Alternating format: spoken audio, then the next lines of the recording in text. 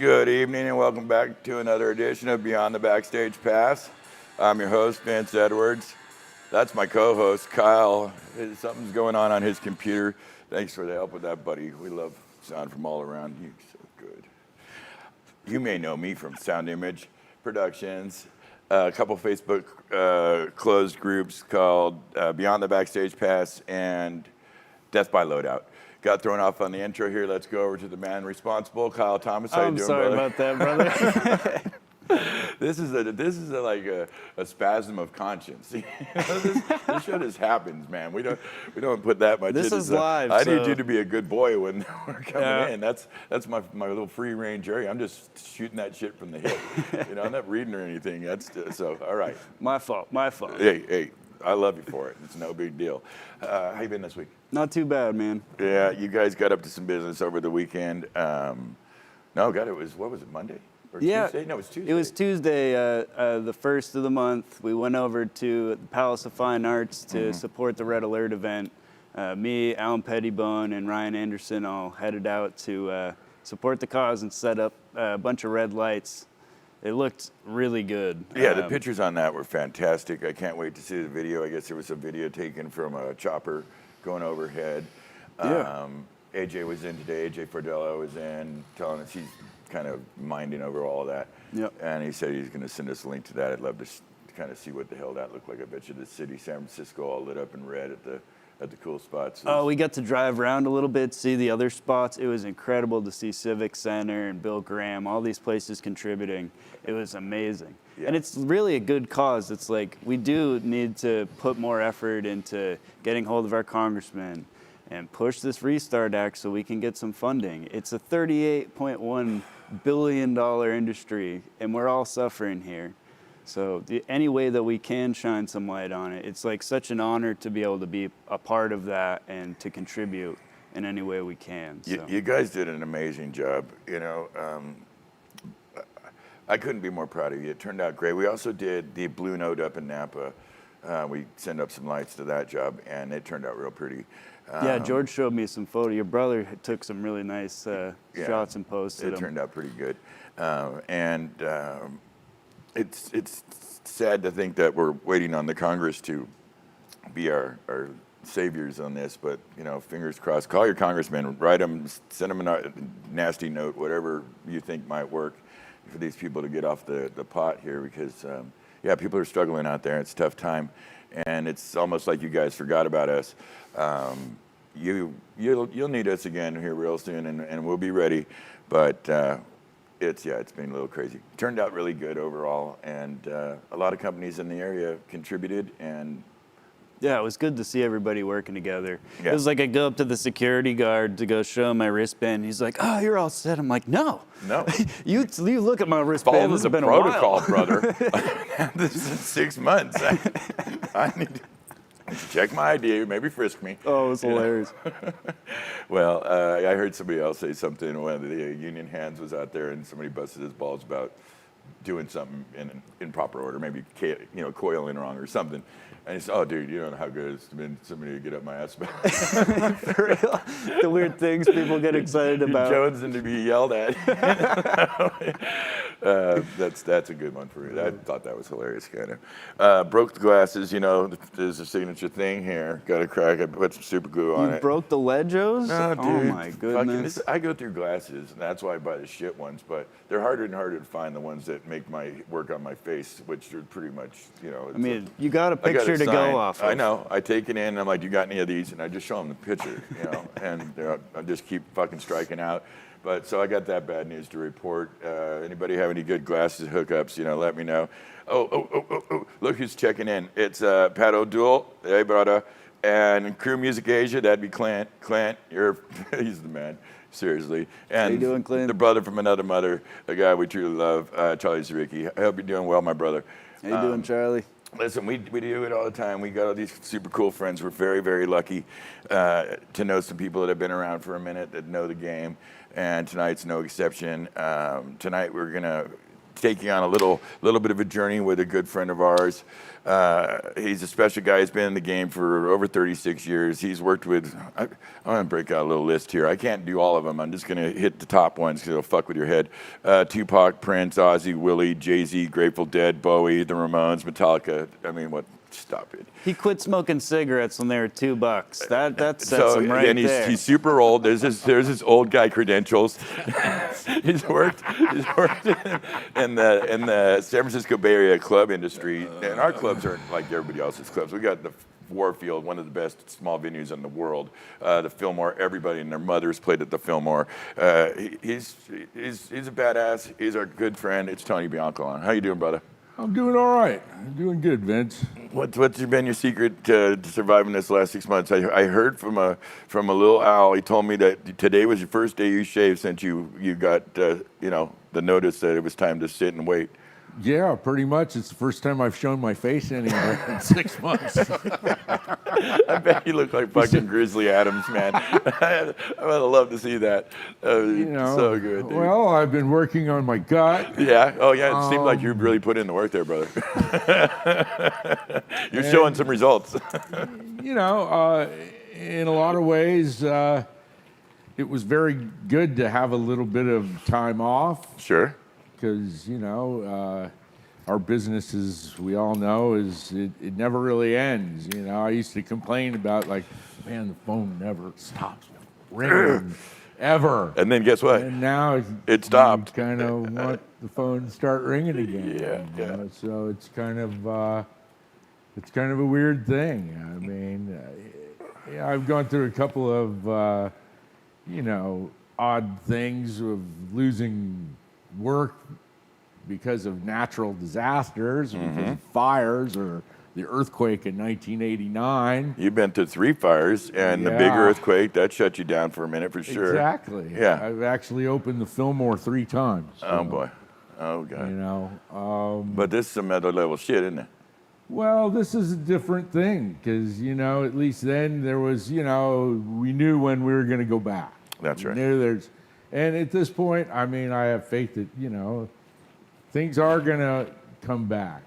It's a matter of time, and being 55 years old, it's, how much time, it's like Yes, too young to retire. Yeah, we're in a tricky age bracket, are we not? Look for a new gig. Yeah, let's not get stuck there for a minute. Let's go. I'm gonna have to talk to you, and I'm not gonna do it linear. I'm not gonna go from beginning to end, but I'm gonna zip around. But of course, we're gonna start I know you love the music.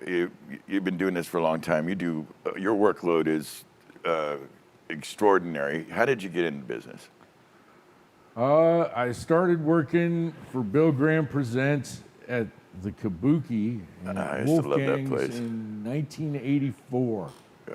I had a friend of mine who worked there, and I was primarily doing, security work. And then back then, as like doing security work, you'd have to hump some gear. That's right. You'd have to be the bar back. I mean, basically, people did everything.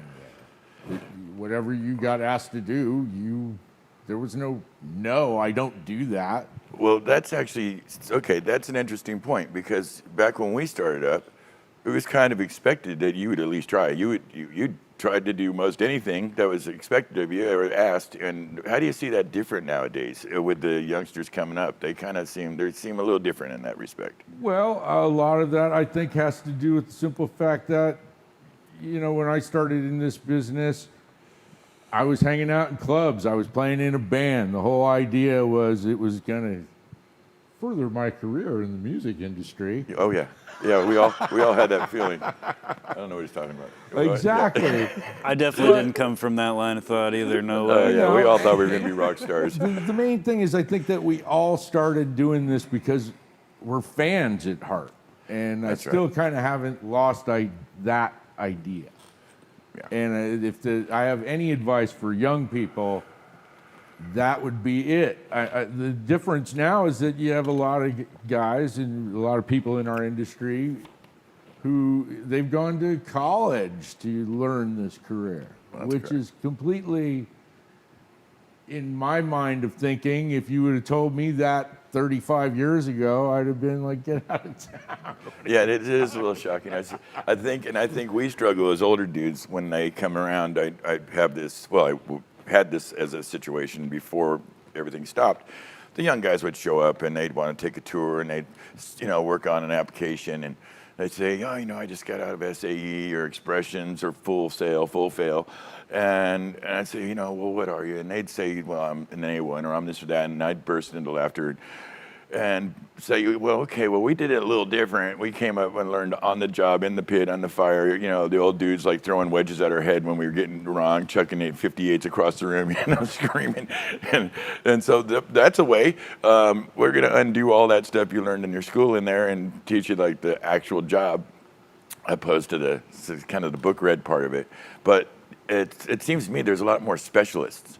Like I'm an RF coordinator. I'm a monitor guy. I'm just a systems guy. That's kind of what I was getting at. And I mean, in some ways, there's a good side to that. Sure. It creates more employment. Yeah.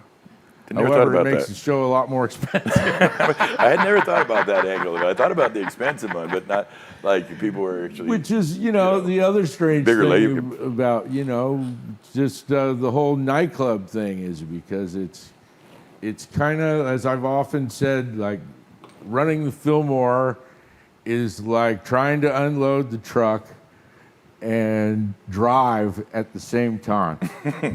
Now, don't jump ahead now. Don't jump ahead. We got a lot to feed this audience. I want to hear about that. Let's let them know what you've done. Again, you've worked for all these bands in many various ways. You ran the Kabuki, or you worked at the Kabuki in 84, 86, 86 to 94. You're over at Boz Scaggs' place, the Slims. I opened Slims. Slims had some amazing fucking shows. I know really sad that to hear was it's sucked. closed. What was that? A couple months ago? Well, when they said it Slims was shutting. opened, they didn't even do rock and roll shows. Yeah, it was all very supposed different. to be blues and American roots. Oh, you mean kind of like CBGB's started out to be a country and bluegrass and kind of ended up being another thing? That just happens when you like money. 85 to 08, you're at the Warfield, and 85 to the present, you're the main guy at the Fillmore. You run that circus that is the Fillmore, which is these are places. I don't know the audience if you're not. With a lot of other good people. Of course, brother. But they're not like a lot of places. These places have crazy history. Like the shit that has jumped off at the Fillmore, the Dead shows and the Airplane and Jefferson Airplane and the stuff that's gone on in Fillmore, the catacombs at the Fillmore, going underneath the Warfield, just having a beer down there and checking out all the signatures in there is always been fun for me. Do you have a favorite of those big three? That's kind of. Is it? I loved working at the Warfield. The neighborhood ate me up inside. That's rough down there. You're talking about the folks that. That's kind of why in 2008, that's when Live Nation, the company that I work for, lost the Warfield, and it's an AEG venue now. Mm-hmm. And I kind of had the option. I could have done both, and it just. But I did really love working the shows there. It was a real theater. Mm-hmm. Lots Beautiful. of great people. Still is a lot of great people. The Fillmore is kind of a thing where my mom and dad used to roller skate at the Fillmore when it was a roller skating rink in the 40s. So my parents grew up in that neighborhood. I am a native San Franciscan. I remember going to Winterland, so it kind of holds a special place in my heart. I kind of used to kid with people that it's a good thing that that there's no showers at the Fillmore. My wife would have divorced me years ago. Yeah, that's a good point. Listen, you've worked with a lot of really cool acts, and we've all been lucky. The guy's been around for a while to kind of make the rounds. One I never got to do, I've seen him, I never got to work with was the Ramones. I know you worked with the Ramones. Got any special memories of that? They provide any special challenges? They were great shows. If anything, I did quite a few shows with the Ramones. One of the I've got a good story about the Ramones at the Fillmore, and this was in 1988 or early '89. I can't remember the actual date, but the Neville brothers had played, and there was a fire at the building that was next door to the alleyway of the Fillmore there. Okay.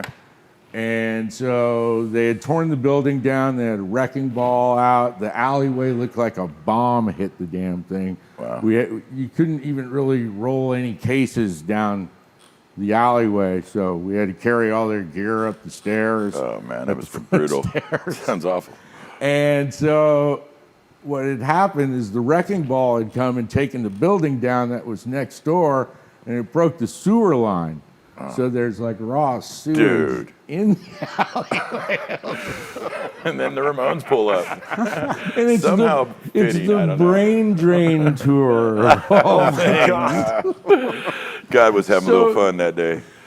We called out this plumber. He didn't know what to do, so I called the city out to come, and they sent the guy out with the jetter truck. Oh, sure. And he put the jetter in the air vent, which is on the sidewalk in front of the alleyway. Blew it out. Just blew shit 20-foot everywhere. Sewer guys are in front of the. Oh God, dude. So That's pretty rock and roll, actually. you know, For real. That's pretty rock and roll. and it was just kind of cool because back then there was no barricade for any of those shows. It was just like punk rock. Yeah, you just gathered where you may. And it was just fun. It was just I remember doing the most people I ever saw in Wolfgang's, I think, was the Ramones. Yeah, I bet. One of the worst shows I've ever worked was the Ramones, where after Wolfgang's had burned down, and we did this thing called Wolfgang's Road Show, where we would book shows at like the Kennel Club, and there was this place on Harrison Street called City Nights, and it was Little Joe's had like a restaurant in the club, and you couldn't load in until they were done serving lunch. Oh, brother. Sounds like a lot of fun. And there's like no gear in the place. There's like no, it's a disco PA. Yeah. They got some JBLs hung up in the ceiling, right? Wow. So, but it was just like, and they weren't happy, and it was miserable. And there used to be this photographer at the time. His name was Randy Bachman, who was a dwarf. And he was taking a picture of the Wolfgang's Roadshow sign that was in front of the building, and this guy was driving down Harrison Street, and he hit him with his car and killed him. So, that was not a good thing. The shit we have seen doing this job, it's kind of crazy. But I wouldn't trade it all for the world. Yeah. I mean, I've been extremely, extremely lucky, and I'm very, very grateful, Vince. I know that about you, brother. I know that about you. Well, let me talk about some of the challenges and what you do working the Fillmore. You guys do what, 200, 250 shows a year? I mean, you're really On an average. Yeah. How the hell? I do about 140 out of this shop when I'm supposed to be working. And, and 250, my God, that makes my head just want to pop. What's the challenges? How do you do it? Well, it's like being on the road in your own town. The only difference is instead of going to sleep in a bunk on a bus, you get to go home for 3 hours and shower in your own shower. And, sometimes the challenge is, it's the complete opposite of the whole road thing where, you wake up and you're in another town, another stage. For us, it's, okay, this is what we're going to have to do today. And when you finish loadout at 4 a.m., and then the call the next day is at 9 a.m., and, or, hey, the band showed up, and the show last night was incredibly strange wrestling, and the whole place smells like rotten tortillas. And the new band of today is going like, What the hell fuck? is going on in here? What's with you people? Part of the challenge is that, we get to see people that are on their way up. I mean, I saw. It's like he's reading my question right now. That's my next question. You get to see people on the way up. Oh, man, I must be one of I am those not shitting psycho you. It's people. on this car. Here, let me read you. We haven't rehearsed any of this. No, I don't do that. What's a rehearsal? Well, rehearsal. We don't sound nothing. In your job, you get to see a lot of bands on the way up and on the way down. That's the best way. Which ones did you see? Can you name a couple that you saw before they blew up? Did you know? Did you get a sense? Oh yeah, like those guys are going to kill it one day. Yeah. Like Rage I remember seeing those at Miami Sound Machine at Wolfgang's. Yeah. And Early there days. was like 100 people in the audience. And a couple months later, they're the largest thing. Groove is next in the to, heart, right? No, that's Delight. Did that one too. Did you do Delight? Yeah, they were a trip, huh? With Bootsy Collins with the two S4s as his bass rig. Bootsy is always, we had P-Funk's people in here, and Bootsy's a badass, one of the best bass players in the game, and definitely a handful. No Did you get to two do ways, the Silver Apple show when they came out? Yeah. That must have been incredible. It was fun. It was loud. They're always going to bring it loud. Listen, I know you've done, like you mentioned, there's a variety of stuff that in the different clubs that come in through the years. I know you've had some fun with Penn and Teller. Any special challenges working with magicians? Well, that's a totally different thing because, you set the show up and it's just like, they're riggers. It's like all like the CIA. It's like top secret. They don't, All of a sudden, place you can't go in your own spot. Exactly. Yeah, that's right. And, we had prepared for the show. I had actually originally the stage at the Warfield. Mm-hmm. There was a ramp that went from the stage door to the actual stage. The stages that people play on now is actually above the real stage. Oh, no shit. No way. It's built on jacks. Cool. And so the week before they showed up, me and this guy, Ricky Remington, who's dead now, and Nathan Harlow, Chris Sharuki, a guy named Eric Lannon, Miles Kilroy, Stan Staub, the Walking Zombie. Yeah. Well, we had to build the stage out to the way it is now for that show. As well as back then, they used to make you mix front of house in the center of the balcony in the lower loge, where you're in between the PA. Yeah, it's rough. Anyways, they didn't do that because they just needed a small Mackie board to run their... Yeah, talking head stuff. Right, exactly. Yeah. So I had to put all the seats back in. It turned out that they didn't have enough supplies to rig the show. And we had, at like 4 o'clock in the morning, we had to go into the Golden Gate Theater and get more hemp rope. No shit. Nice. So, that was a different experience for me, I think, because that was like one of the first real theater shows that I ever worked. Yeah. As opposed to like a rock and roll event.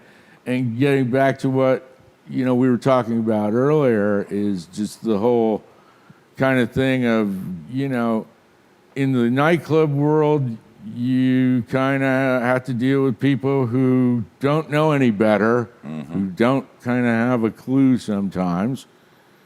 And then you have to deal with people who are used to being in a giant stadium, who are used to a certain type of procedure that we're not going to provide due to budget constraints. Yes. And my job as like production manager or just working at the venue is to interact with everybody and make sure they all leave with their dignity, including myself. Yeah, and make shit happen. That's still what I'm make the getting show at. happen. Yeah, no, that's why you get paid the medium bucks. Can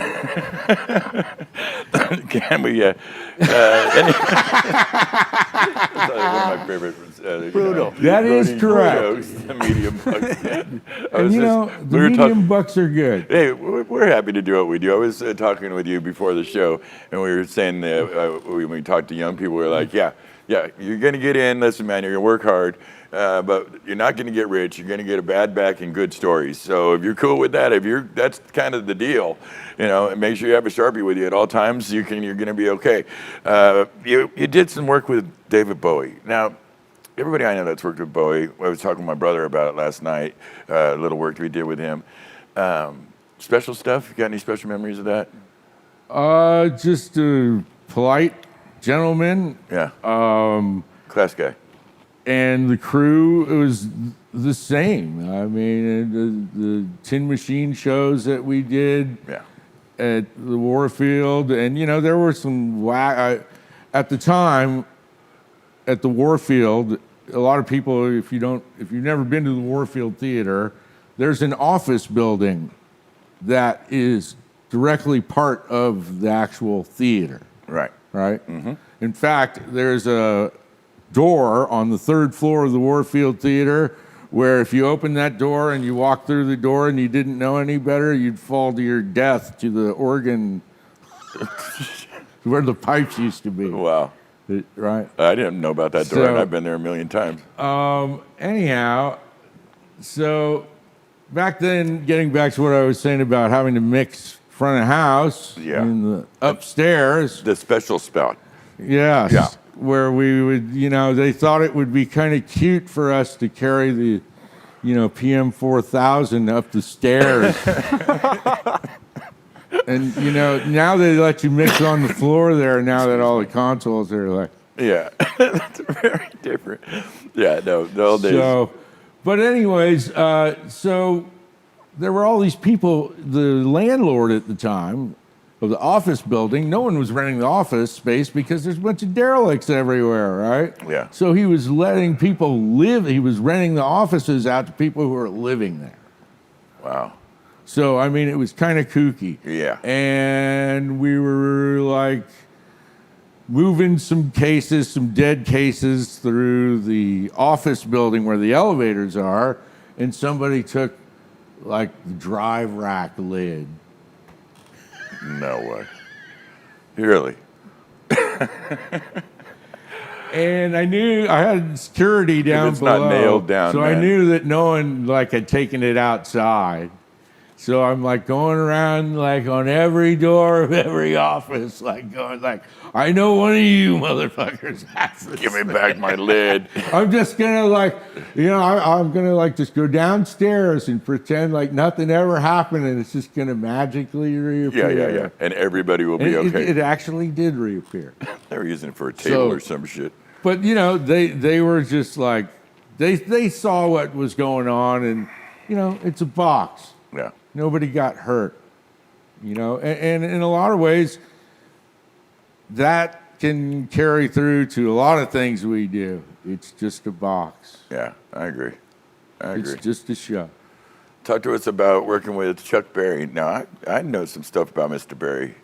Chuck Berry. Do you have a good interaction with Mr. Berry? No, but all the cocktail waitresses at Wolfgang's were like, pretend you're my boyfriend. Pretend you're my boyfriend. He was notorious about his pay, about getting paid up front, and some other issues. And but classic, legendary rock and roller. I mean, one of a kind.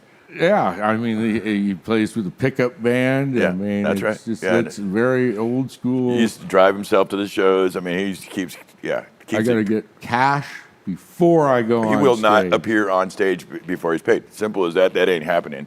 And he was militant. From the early days, from the late 50s, he was that way. And he just understood that was part of the game where he'd get screwed. And he kept it to a minimum and usually brought a pretty good show. You had a weird one about working with, now I'm going to probably screw this up, Stas Naiman, the very first band that left the USSR before the Berlin Wall came down. I was wondering, how that went. Did they come with like old school Russian minders, So- like like people watch them so they didn't run away, and like no, that's a thing, man. That would be It We're old is enough to remember the exactly USSR. kind of what you just described. Yeah, And the video is on YouTube, by the way. I might have to look that up. Mike, you find that It's for me in later. 1986, I think, or 85. Stas Namen, and they play with the Dinosaurs, Wow. which is John Cipollina, Barry Melton, Jesus Christ, Country Joe and the Fish, Merle Saunders. that's kind of Right. a super group. It- Damn. And so there's like new meaning to KGB, if you know what I'm saying. Wow. So there's all these like hippie guys in tie dye, smoking weed, Killer twirling Green Bag. around, and then a bunch of KGB guys with wow. like guns.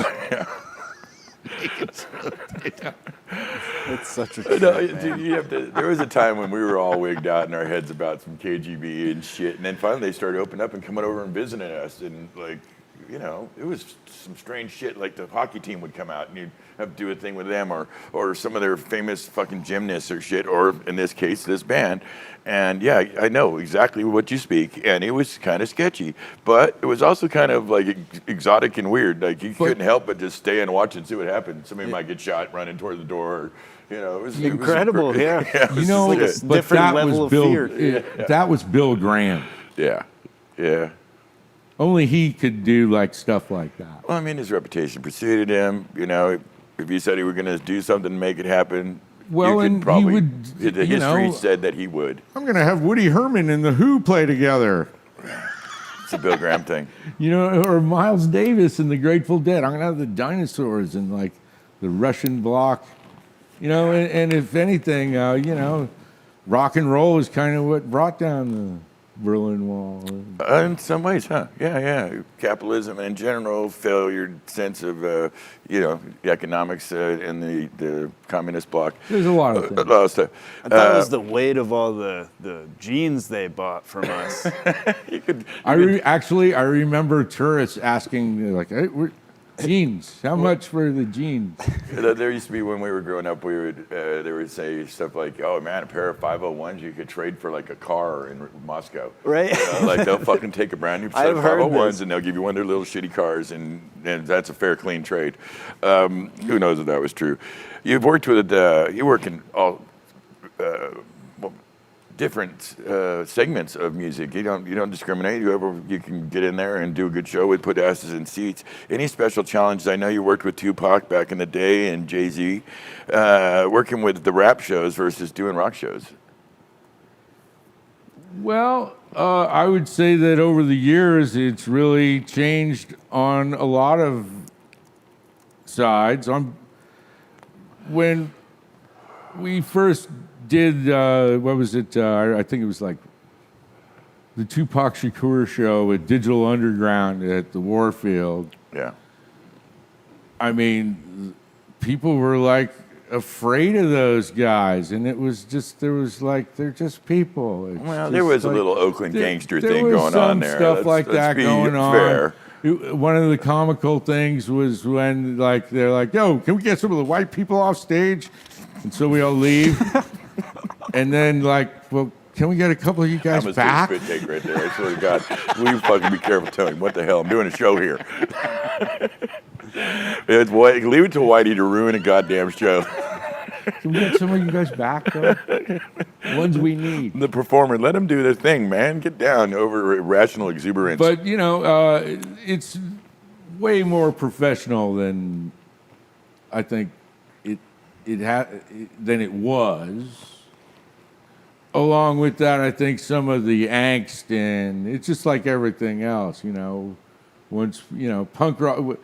Think about this: the Sex Pistols were this real controversial band, and what they did and what happens now paled is- compared to, well, even not a now big it's kind of candy ass, but let's say 81, when Millions of Dead Cops were playing, or, DKs or whatever. Yeah, that they ratcheted, made them seem quaint, kind of, as the hardcore scene kicked in. So I know exactly what you mean.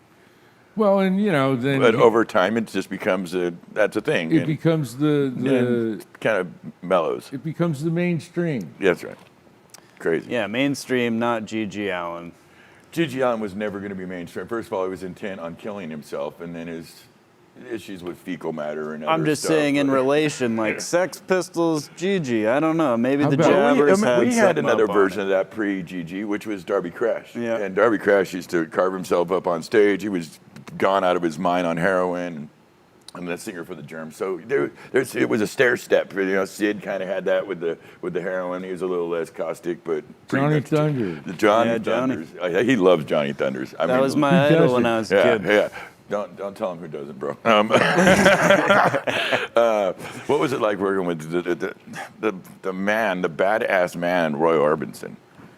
That was a strange gig because it was an HBO videotape special Okay. that never got aired Oh, no because shit. there was buzz on the audio from Oh no shit. Snake from a certain local sound company I won't bring up. You're not gonna say. I don't think it was us. It might have been us. Hey, we all make mistakes and we've all had bad shit happen to us. You know, And Life that's is the not other perfect. thing. Not making any excuses. Okay. But it was incredible. So Roy Orbison played at Wolfgang's for this videotape special, which was a tribute to Sam and Dave. And his backup band is Jim Keltner, Mick Fleetwood, Jesus Nick Christ. Lowe, and Dave Edmonds. Nick Lowe. Really, Costello's got. What? Jesus Christ. So it was really, really cool, you know. Oh man. And you know, he did all the hits that you wanted him to hear. Sure. You know, and it was weird because there was no audience. It was like just like a stunt show. They just used the room with Right. you know, a stunt audience. Yeah, no, I get it. Yeah, that was kind of an old thing that you don't see much anymore. But you know, as a 20-year-old kid, I was I want to do this forever. Yeah, you're surrounded by actual couple rock legends and soon-to-be rock legends. Yeah, that must have been Hey, impressive as hell. Crew Music Asia has a question for you. What does he want to say? It says, do you anticipate show value and production to be less when North America is live again? Oh, that's a tricky one because that was actually something we were going to touch on, the economics. It's the next question, Clint. The Mind economics reader. were already kind of tricky in the business. Do you think there's going to be a change when things come back? Oh, yeah. Yeah. I think we all kind of are concerned with that as to what that will look like. And, you know, it was already headed that way. Yeah, I was going to ask you about it. You Good know, job, Clint. When I started working at the Fillmore, there was no union stagehands. The prices kept going up. Mm-hmm. And, you know, the thing is that we were doing more and more shows where even the opening acts have consoles and lighting and like risers. And I'm like, where do you guys get to set this stuff up at? Yeah. Things have changed. So, you know, it's going to be interesting to see how tour support is going to happen for people. Think they might pare stuff down a little bit and You know, I suck it up in the wonder. budget in other places. You know, that was the other thing is that, you know, I remember doing like Anderson Paak and like, you know, it's a Sunday and they're like, yeah, we like Anderson really wants to have video. Like we thought you guys had video here. I'm like, we don't. You're talking like Leadwall or some shit? Yeah. But, you know, at the last second, I called Dave Nash on at the time on a Sunday, and he came through for me, you know what I mean? Gabe is always good So- on the pinch. But, I mean, that is something, you know, when I would, like, be production manager, and, you know, you get these guys who want to hire, like, a local rig for video. That was one of my jokes with John Rigney, as a matter of fact. It's like, Tell hey, us. John, it's me, Tony. Can you get me a quote that they're not going to go for? I need it as soon as possible. He was a brother. He'd help out that way. We had that joke. He was so fucking good. But you know what I'm saying, I right? know exactly what you're saying. And living here in the San Francisco Bay Area, life is expensive. I mean, Yes, it is. I think we just surpassed about 2 years in a row Manhattan, which had the record forever. For year after year, it was the most expensive place to live was Manhattan, and now we have that glorious, luxurious title of being the most expensive county. San Francisco right there. Although it's changing, I think, again now. To where now? So I think it's going to go back down. You Yeah, a think lot of moving so? trucks in the city. Wow. Seeing a lot of them. That's nuts.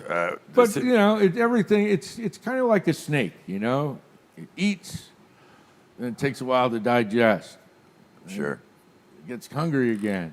Yeah. Well, I think And it's that whole I tech think industry, when we man. do get going again, You're right at that. It is. I think it's going to be busier than ever.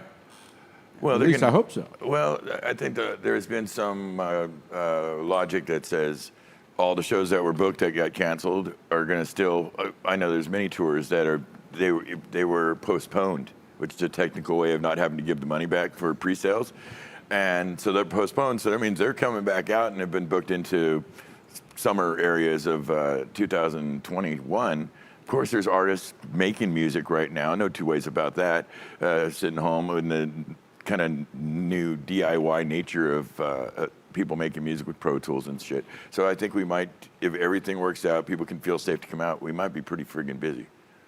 Yeah, I mean, sadly, I think though for my part in all of this game of being indoors at a nightclub, might be the last to come back. So I might have to get used to working outside. Well, We'll see.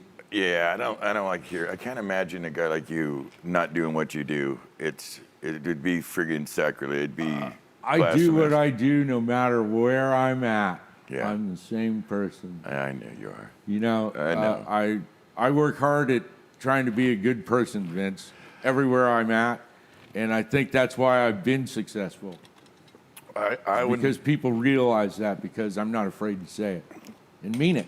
and I'm here to vouch for that statement. That it's absolutely true. You've been a brother, my brother, and you guys go way back, and we got love for you. You're kind of a dying breed, sadly, and your reputation precedes you, and that's why we brought you on the shows because you're stand-up guy that's been there, done that, and that's why we're talking about it. And so, yeah, I'm totally agree with you.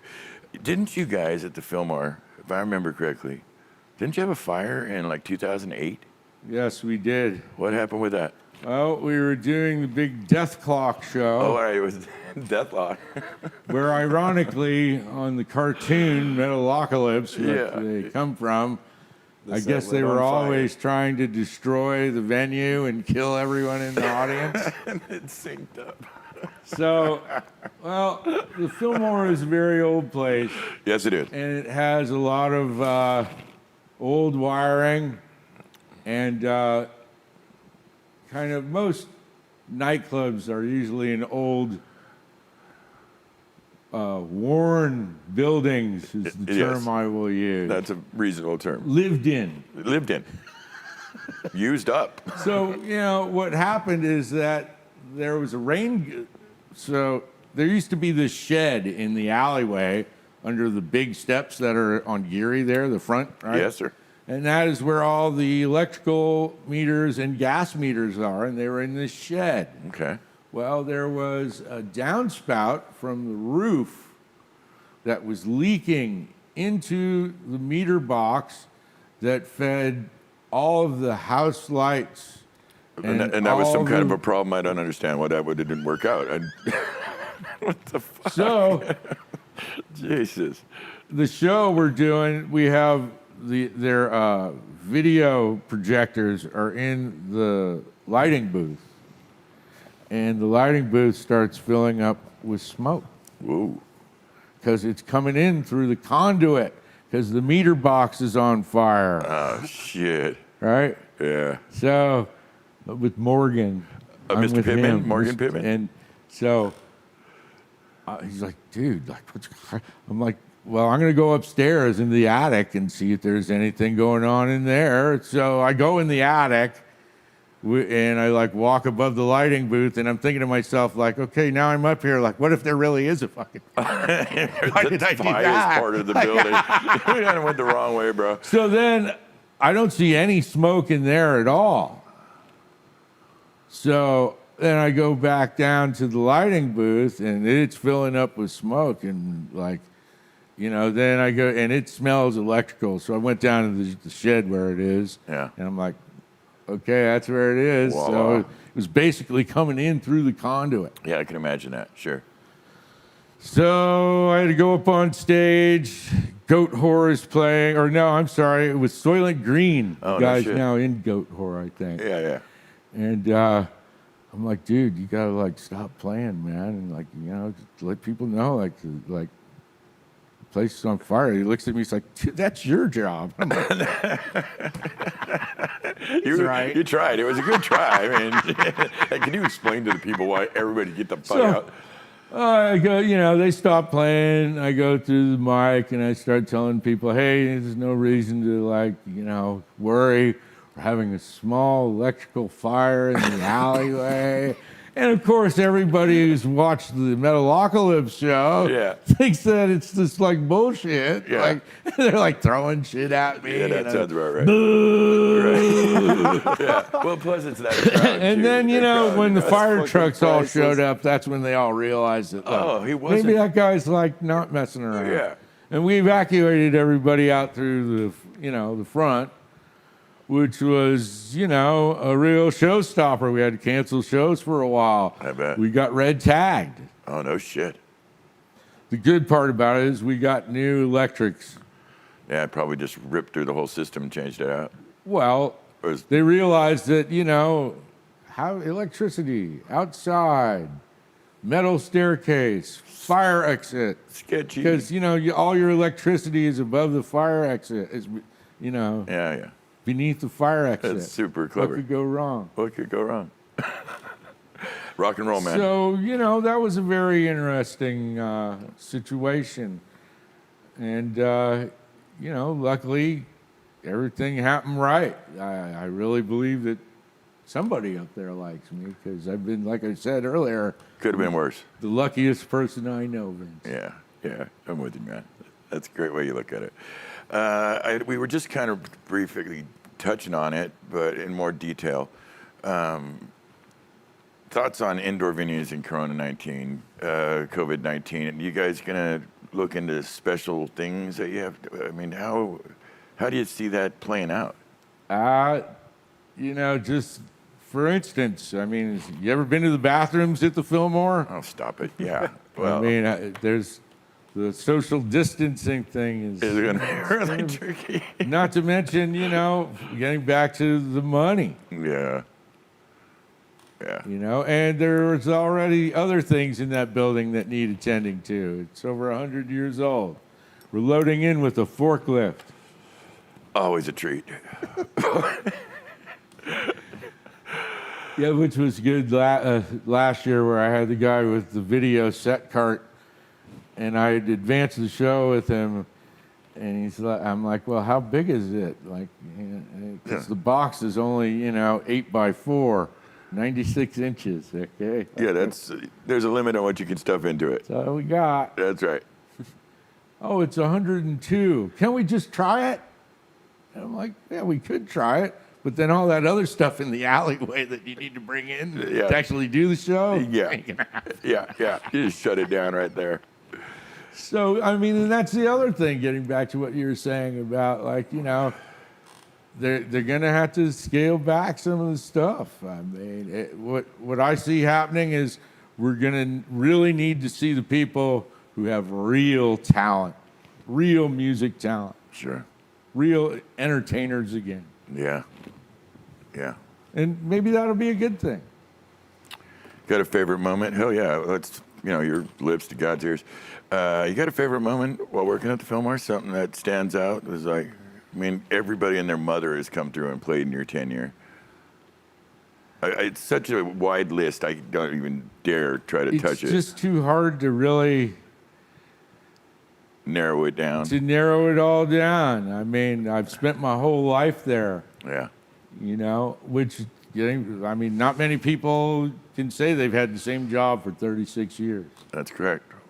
You're special in that case. I would say there's a few that stick out. Seeing Fela Kuti was pretty amazing. Johnny Cash at the Fillmore was pretty amazing. Hell yeah. Tom Petty for a month. The Rolling Stones rehearsing there for 10 days. I mean, that was kind of an experience. That was a very interesting time. Intimate kind of setting. I got to the carry Stones a in there for 10 days. 18-foot snooker table up the stairs to the poster lounge. Oh, that had to be a blast. Oh, that's a set of stairs. And there Jesus. 18 feet. But it's snooker not table. regulation. Oh, I know. Oh, Jesus Christ. Jesus Christ. The It things we came get in up pieces, but nonetheless.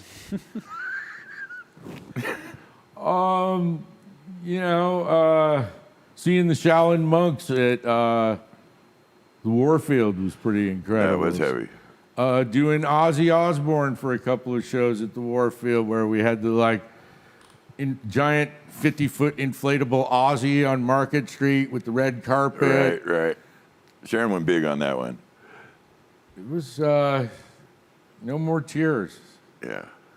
A lot of good times, a lot of heartbreak, a lot of near brushes with injury, Sure. being injured. Yes. But like I said before, I do it all again in a heartbeat. Yeah. And I can't wait to get back to it. I think we all kind of feel that way right now. I totally agree. I totally agree. Tell us your position on what you think the responsibility to the fans and artists is with you. I know that that's something you think about. Well, as I said earlier, we all kind of took this job because we're fans. Mm-hmm. I mean, that's at least why I did it. I mean, it's music. We love it. We love what we do. That's right. And without the fans, we're down to doing a video show inside of your facility. That's true. And this is fun, but I'd much rather be doing a show, and I think you guys would too, right? Absolutely. More with that statement than anything. It's like, this is so much fun. We are creating this new way of trying to gear our show base, and it just makes us miss it more and more every day. In a weird way, it does. I mean, it gives us something to do, and we feel lucky to have that. But yeah, in some ways, yeah. And it's looking over the monitors like there's going to be a bunch of heads out there. Right? Yeah. Somebody said to me once, don't you miss being at the Fillmore? And I'm like, it's not the place, it's the people. 100%. Oh, no doubt about that. Yeah. I mean, if you don't love people, then you're in the wrong business. And I'm not saying that you gotta kiss them, Yeah, be too not like nice that, to but- them. Yeah.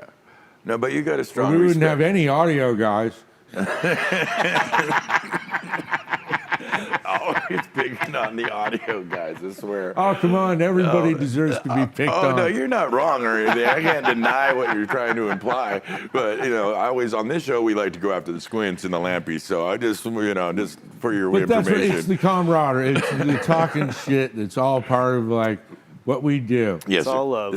No. You have to be versed You in shit talking to be in our game for any kind of period of time, and so that's I think one thing that we all get really good at. And I think some of the most satisfying things ever was after you did that big ass show, and you packed that last case on the truck, Oh man, that moment. and you actually get to go home.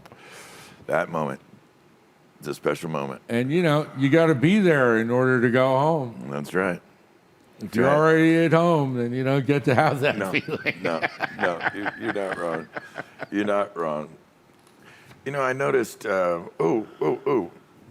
in the day, Phil, I think the first time I went in there, you guys were running on 5 Meyer UPAs and I think, 4 650s? That only had 118 in them. Yeah. Let me ask you what you've done to update the system and the Fillmore. It's a little jank. What are you running out of the Well, house that's right now? funny because we have a Meyer system in there, which we've had since, I guess, 2008, 2010, somewhere around in there. Okay. It was when the Smashing Pumpkins did their big residency there, and Billy didn't like the I remember M3 this. DPA that we had hung in there. Yeah. So we went through a bunch of different systems, And he landed with Meyer. And then, well, we've always were a Meyer place. They're, local, and Well, it they goes do back well. to the Dead, I think, and Bill. Yeah. Owsley, Yeah, that makes sense. Howard. They're good guys. Absolutely. Make a good product. But, back in the 80s, we had 4 mixes at monitors. Maybe 3 of them might all work. Big time. There's some more Y cables out. And, the businesses, lighting was basically a bunch of park hands and scoops, right? Of course. Yeah. Intelligent lighting meant that your LD had gone to college. Exactly. Couldn't have said that better myself. I couldn't have. Excuse me. Listen, you've been in the game for a long time. We kind of touched around scratched around the surface of it. But with your vast experience and history in the game, what do you think the future holds? I need dates and times. When are we going back to work? Well, I think, it would be nice. We all want it to be as soon as possible. At the same time, I want it to be as safe as possible. Sure. And, I think it's best to just sit things out until we're sure of what's going on, as opposed to, jumping off the cliff. Racing back into it. When you need 4 guys, you need 4 guys. I didn't say 3. No. I didn't say 2. You said 4. And it meant 4. That's right. And that's kind of the thing. And, I'm hoping it's soon, it's, send your kids to medical school. Have them be entomologists, disease specialists. Are you implying there may be no future for us? What the fuck? No. I think Darwinism says that the key to survival is the ability to adapt. Yes, sir. And that's what we are all doing right now. I couldn't agree more. And, I think most of us who are in this business are survivors. That's a fact. Because I know I am. We're a hardy bunch. I think we're trying to incorporate the pivot into that, where we're still holding on to what we do in our core and what defines some of us, instead of completely adapting to this new way and leaving it. We can't lose who we are, but at the same time, hell, I just put down a bunch of social distancing stickers and must wear a mask around the building. I saw that. It looks good. And just to get up and be compliant. So there's obviously some And we're far away from one another. That's by design, and I feel comfortable here because of that. I know you were able to feel free to pull off your mask and feel safe, and we want you to feel safe, and we want us to be safe. And Pat O'Doul is saying on the screen here, "Better safe than sorry," and that right. kind of sums it up in a short burst. Listen, buddy, I could talk to you all night. I really appreciate you dragging yourself out here, shaving. You shaved for us. You look good. You look good, baby. I'm telling you what. All right. I didn't want to look like an old fart so much. Well, I'm not sure you defeated that, but you're doing good. You're doing good. Listen, thank you for coming out. It was a pleasure having you, my friend. It was great to be here, Vince. I had a really good time. Thanks, you guys. Thank you, sir. Thank you. So I really did have fun. Thanks. good. You're very And welcome. hopefully you guys out there are having fun. Well, that's the idea. We love it's what we do. We love you guys. I want to thank our good friends from Crew Music Asia. Clint, thank you for the question. Thank you, Pat O'Doul, and all you guys. It was a good question. He literally took it right off my card, Clint. You're in my head. That's how brother this guy is. I fucking love Clint. I want to thank, my crew. I couldn't do without my crew. Michael Brown's back there running a whole bunch of stuff and killing it. We really rely on him. He's our director and our executive producer. And we got Jeffrey Linder in the house today. And we got our good friend, Chris. It's a lot of help from good people, and we're really fucking thankful. Oh, it looks like Vincent, your son's checking in. Yeah, there's party. There's party, daddy. Yeah, well, that's after the show, Vincent. All right. Okay, don't get him started too early here. And I want to thank, of course, the good people here at Sound Image. We couldn't do it without you. My brother George Edwards. Yeah. He gives us the space to get this down and do our thing. And of course, our dear leader, Dave Shadone from Southern California Sound Image. Thank you, Dave. We really appreciate you guys. The good people over at LSV. We got this bitchin' ass new broadcast system. It's crazy good. And we got one of their top guys, Jeffrey Linder, over here making sure we're using it right. So we want to thank LSV. That's large screen video. If you want a big ass LED wall or any kind of video services, call LSV. Cameron Brown will hook you up. That's John Rigney House, and we still send out love to those guys. And of course, the killer, wonderful people over at slowfiber.com. They help us out with masks and stuff so we can have our crew work at the different shops and kind of feel safe in what they're doing, wearing masks, and they make us specialized masks. If you need something like that, reach out to slowfiber.com. And of course, my good friend, Cal Thomas, buddy. Thank you for having me. Yeah, of course. No, I don't have you. You're part of this thing. We do this together, and I couldn't do it without you. I don't think you see all the stuff that goes into making this happen, and all the legwork and pizzas and everything. So, and plus this week we've had a bunch of new gear in here, so there's been some special challenges. And there sure has, yeah. Yeah, and we did 2 shows this week. We got a show in the can with George Edwards, my brother, and we're holding it back for you for a special date. It would be a really good one. We did one last night, and it turned out really great. And so we'll show you that in the future. Listen, we're going to be back here again next Thursday at 7 p.m. It's Eddie Capo. He's a badass. Like the history of this guy is crazy. Like Latin Grammys, the Iglesias, big shows, big shows. And he's an amazing audio engineer, and we're going to be really lucky to have him, and we'll have some interesting stories. Please check us out. I can't wait. Yeah, it would be a good time. It would be a really good show. I'm looking forward to it. Until then, you take care, be good to each other, and we'll see you next week. Good night. Thanks, guys.